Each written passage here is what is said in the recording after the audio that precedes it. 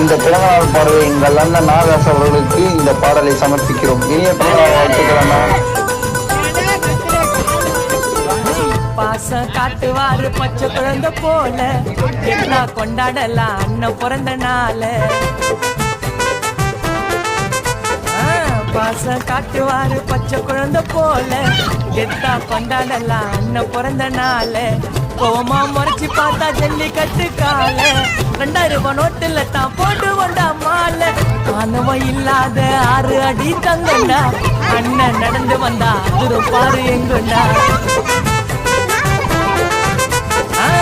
ஆனவம் இல்லாத 6 அடி தங்கண்டா அண்ணன் நடந்து வந்தா அண்ணல் பறக்கும் எங்கண்டா.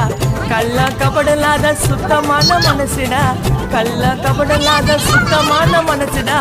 அவரோட புகழ் இருக்கும் வான விட பெருசுடா.